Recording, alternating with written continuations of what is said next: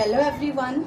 आज मैं संगीता आप लोगों के लिए आपकी जो 12th क्लास के चैप्टर्स चालू कर रखे हैं मैंने सिलेबस के, ये आज इसका अध्याय नंबर 17 है। और विशिष्ट अवस्था में पोषण में हमने पिछली 4 वीडियो के अंदर धात्री गर्भावस्था देखी थी और आज हम इसका आगे का पार्ट है वो धात्री अवस्था देखेंगे।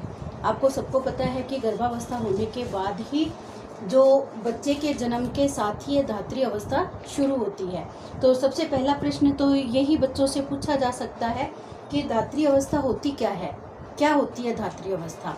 तो शिशु का जैसे ही जन्म होता है तो जन्म से 1 वर्ष तक के शिशु को हम क्या कहेंगे, शिशु की माँ को हम क्या कहेंगे, धात्री अवस्था कहेंगे। उसकी माँ की जो स्तनपान की अवस्था चलती है बच्चे के, वो अवस्था इस धात्री अवस्था के नाम से जानी जा सकती है।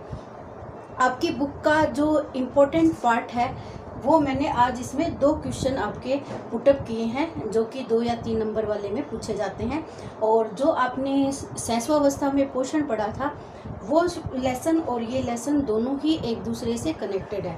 उसमें मैंने आपको बहुत सारे प्रश्न हैं जो शॉर्ट रूप में बता दिए थे कि शैशवावस्था में बच्चे के शरीर में पानी का स्तर क्या होता है और किस तरीके से उसके विकास की प्रक्रिया चालू होती है, उसका हीमोग्लोबिन का स्तर क्या होता है।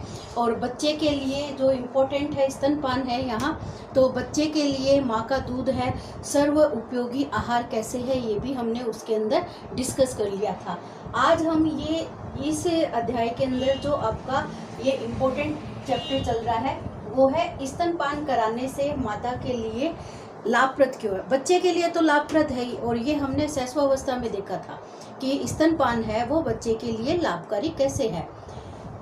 अब हम इसमें पढ़ेंगे कि बच्चे के लिए तो लाभकारी था ही था, लेकिन अब माँ के लिए भी लाभप्रद क्यों है कि बच्चा जब माँ का स्तनपान करता है तो वो माता के लिए लाभप्रद क्यों है। तो इसके कई कारण हैं, क्योंकि माँ और बच्चे दोनों के अंदर क्या होता है, भावात्मक संबंध है वो एक दूसरे से कनेक्टेड होता है।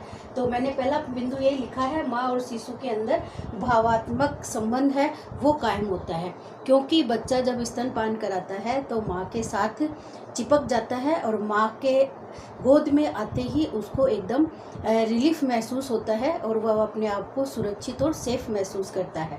इसलिए माँ के साथ उसका भावात्मक संबंध होता है। तो ये माँ और बच्चे के लिए दोनों को एक दूसरे से जोड़ने के लिए एक पहला बिंदु तैयार होता है, जो माँ और बच्चे दोनों के लिए स्तनपान है वो लाभकारी माना गया है।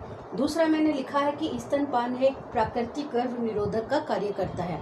ये भी एक बहुत बड़ा बिंदु है माँ के लिए कि जब तक माँ अपने बच्चे को स्तनपान कराती है वो दोबारा गर्भवती नहीं हो सकती है, और ये कारण फैक्ट है। और जब तक माँ अपने बच्चों को दूध पान कराएगी दूसरे बच्चे की संभावना नहीं होती है, और बच्चे के अंदर गैप है वो भी स्तनपान कराने की प्रक्रिया के माध्यम से कायम रह सकता है। तो ये भी एक बिंदु है कि जो स्तनपान है वो प्राकृतिक गर्भ निरोधक का कार्य करता है।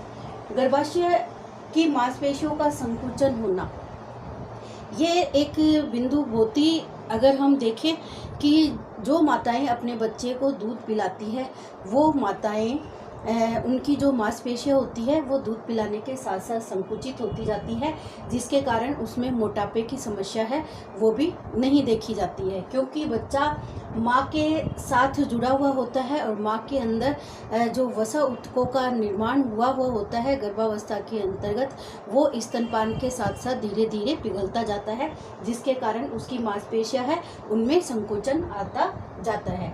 माँ अपना गर्भाशय से पूर्व का स्वरूप प्राप्त कर लेती है, मतलब गर्भावस्था जो थी माता की उस समय वो अपना पूर्ण रूप प्राप्त कर लेना। जैसे जैसे बच्चा माँ का स्तनपान करता है माता का गर्भाशय है वो धीरे धीरे सिकुड़ता जाता है, और जैसा उसका गर्भावस्था से पूर्व था वैसा का वैसा स्वरूप उसे प्राप्त हो जाता है। उसका जो छर्रापन है वो भी इसके साथ साथ जुड़ा हुआ रहता है।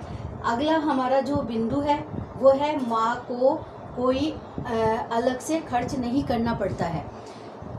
स्तनपान कराने के लिए माता को कोई अलग से खर्च नहीं करना पड़ता है। जैसा कि मैंने गर्भवती माता का भी पोषण देखा है, एक साधारण व्यक्ति का पोषण देखा है, अभी हमारा पोषण स्तरीय चल रहा है कि हम जो पोषण कर रहे हैं, खा रहे हैं, अपने भोजन में जो जो चीज़ें लेते हैं वही चीज़ें वो महिला भी खाती है, जो कि ये धात्री माता है। और उसी धात्री माता को वो अपने बच्चे का पोषण भी उसी के माध्यम से करा सकती है। उसे ऊपर से अपने बच्चे को दूध पिलाने के लिए किसी भी प्रकार का कोई खर्च नहीं करना पड़ता। तो ये भी एक माँ के लिए लाभप्रद होता है कि बच्चा स्तनपान कराती है तो माता को उसके लिए कोई तैयारी नहीं करनी पड़ती है और कुछ खर्च नहीं करना पड़ता है। स्तनपान कराने से स्तन कैंसर होने की संभावना है वो बहुत ही कम हो जाती है। जो महिलाएं अपने बच्चे को प्रॉपर रूप से स्तनपान कराती है उन महिलाओं को कभी भी स्तन कैंसर की संभावना होने की संभावना है वो बिल्कुल नहीं रहती है। तो ये भी एक माँ के लिए बहुत ही लाभप्रद बिंदु रहा है। और इसके साथ साथ ये भी आपको पता होना चाहिए कि एक जो भारतीय स्वस्थ महिला होती है वो प्रतिदिन है वो 850 ग्राम मिलीलीटर दूध है उसका उत्पादन करती है, जिससे उसके बच्चे का पोषण है 6 माह तक पूरे अच्छे तरीके से हो सकता है। और 6 माह के बाद बच्चे को पूरक आहार, मैंने बता दिया आपको पूरक आहार क्या होता है। 6 माह के बाद बच्चे को पूरक आहार देना शुरू कर दिया जाता है और 6 माह के बाद महिला के अंदर ये जो दूध की मात्रा है ये भी कम हो जाती है। ये दूध की मात्रा अब 600 मिलीलीटर के करीब है वो होना शुरू हो जाती है, क्योंकि जैसे जैसे धात्री अवस्था बढ़ती जाएगी माता के अंदर दूध का उत्पादन है वो भी कम होता जाएगा। अब मैंने जो आपका दूसरा क्वेश्चन इसी के अंदर लिया है वो है कि कम दूध स्त्रवण के कारण क्या है। कुछ महिलाएं ऐसी होती है जिनके अंदर बहुत ही कम मात्रा में दूध का उत्पादन होता है, उसके कारण क्या है। तो ये तो नॉर्मल सी बातें हैं कि आप देख सकते हो कि जिन महिलाओं को प्रॉपर रूप से भोजन नहीं मिलता है, जो गरीब वर्ग की होती है, उन महिलाओं के अंतर्गत ये भोजन की समस्या है, उसके कारण महिलाओं के अंदर दूध का उत्पादन है वो कम देखा जाता है। तो कुछ महिलाएं दुर्बल होती है, कम शरीर भार वाली, जैसे कमज़ोर काया वाली होती है और कुपोषित होती है, तो उन महिलाओं के अंदर देखा जाता है कि उनके अंदर दूध उत्पादन करने की क्षमता होती है वो कम देखी जाती है। और दूसरा बिंदु मैंने लिया था पूर्ण पौष्टिक आहार न लेना। जिन महिलाओं को प्रॉपर रूप से पौष्टिक आहार की मात्रा है नहीं मिल पाती है वे महिलाएं हैं वो कम दूध का उत्पादन करती है, जिसके कारण बच्चे का पोषण है वो ठीक प्रकार से नहीं होता और बच्चे भी खासकर 1 साल से कम बच्चे वालों के अंदर ये कुपोषण की, प्रोटीन, ऊर्जा, कैलोरी कुपोषण आदि रोगों की होने की संभावना देखी जाती है और ज़्यादातर बच्चे हैं वो इसी कुपोषण के शिकार होते हैं। तीसरा पॉइंट लिया था व्रत, उपवास या भोजन नहीं करना। इसका मतलब ये है कि कुछ महिलाएं जैसे व्रत करती है, उपवास रखती है, हफ्ते में 2-3 बार उपवास रख लेती है, तो उन महिलाओं के अंदर दूध उत्पादन करने की क्षमता है वो थोड़ी सी कम देखी जाती है, क्योंकि अगर वो महिलाएं खाएगी पिएगी नहीं तो दूध का उत्पादन कहाँ से होगा। तो उन महिलाओं के अंदर खासकर ये देखा जाता है कि वो कम दूध का उत्पादन करती है, क्योंकि या तो उनको भोजन नहीं मिलता है या वो उपवास व्रत वगैरह करती है, जिसके कारण उसको भोजन की जो समस्या है वो होने के कारण कम दूध का उत्पादन होता है। चौथा पॉइंट मैंने लिया है हे दृष्टि से देखना। कुछ महिलाएं, आज की जो मॉडर्न महिलाएं होती हैं, वो अपने बच्चों को दूध नहीं पिलाती। वो ये सोचती है कि मैं अगर दूध पिलाऊंगी तो मेरा जो शरीर है वो ख़राब हो जाएगा, बेडोल हो जाएगा, मैं मोटी हो जाऊंगी। तो इस चक्कर के कारण भी वो अपने बच्चों को दूध नहीं पिलाती है और स्तनपान को हे दृष्टि से देखती है। तो ये भी कम दूध स्त्रवण के कारण हो सकते हैं। कामकाजी महिलाएं होना, कुछ महिलाएं कामकाजी होती है, सुबह से लेकर शाम तक 7 से 8 घंटे का वो कार्य के लिए घर से बाहर रहती है, तो उस समय अंतराल के अंदर बच्चों को दूध नहीं पिलाती, जिसके कारण भी उनके अंदर कम दूध उत्पादन होने का कारण वो देखा जा सकता है। आगे है स्तनों का अंदर की तरफ धंसा होना। कुछ महिलाओं की आकृति होती है वो सही प्रकार से नहीं हो पाती है, जिसके कारण बच्चा है वो दूध नहीं पीता, और ये भी कम दूध स्त्रवण के कारण है, क्योंकि जो दूध बच्चे के लिए उपयोगी नहीं रह पाता है, पीने के लिए वो सक्षम नहीं होता है, तो वो दूध उत्पादन की मात्रा भी कम कर देता है। शिशु के होठ, तालू या जीभ का न होना। कई बच्चों के अंदर ये भी समस्या होती है कि बच्चे को दूध है वो खींच के पीना नहीं आता है, या तो उसके होठ नहीं होता, ऊपर या नीचे के एक हिस्से में कुछ प्रॉब्लम होना, जीभ ना होना या तालू ना होना, जिसके कारण उसकी पकड़ नहीं बन पाती है और वो दूध पीने में असमर्थ हो जाता है। तो ये भी कम दूध स्तवन का कारण होता है।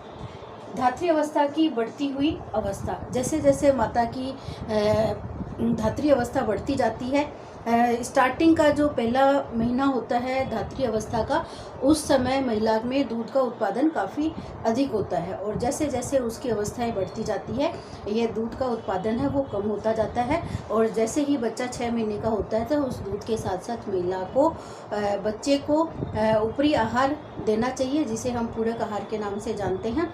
तो ये दोनों प्रश्न हैं, काफ़ी इम्पोर्टेंट है और दोनों इजी लैंग्वेज में है। अगर आप ये वीडियो ठीक से सुनते हो तो आपके ये दोनों पॉइंट है वो अच्छे से क्लियर हो जाते हैं। तो ये आज का वीडियो आप लोगों के लिए काफ़ी उपयोगी है और इसमें अभी भी ये प्रश्न पूछा जा चुका है कि जो धात्री अवस्था है उसके लिए माता और बच्चा दोनों के लिए संबंध किस प्रकार के होने चाहिए, कैसे दोनों में उपयोगी है ये स्तनपान की प्रक्रिया। तो ये आप देख सकते हो दोनों प्रश्न, और साथ में ये छोटा धात्री अवस्था क्या होती है ये भी आपको पता होना चाहिए। और एक जो नॉर्मल महिला होती है वो पूरे दिन में कितना दूध स्रावित करती है। तो इस तरीके से आप ये दोनों, ये पूरे ब्लैक बोर्ड पे आपके नोट्स हैं, आप पूरे के पूरे ये कॉपी में अपने अच्छे तरीके से कर सकते हो। तो ऑल द बेस्ट बच्चों, वीडियो ध्यान से देखा करो और अगर आपने सब्सक्राइब नहीं किया है तो इस चैनल को पहले सब्सक्राइब कर लो ताकि नया वीडियो डालते ही आपके पास इसका नोटिफिकेशन मिल जाए और आप इस वीडियो को जल्दी से जल्दी देख सको।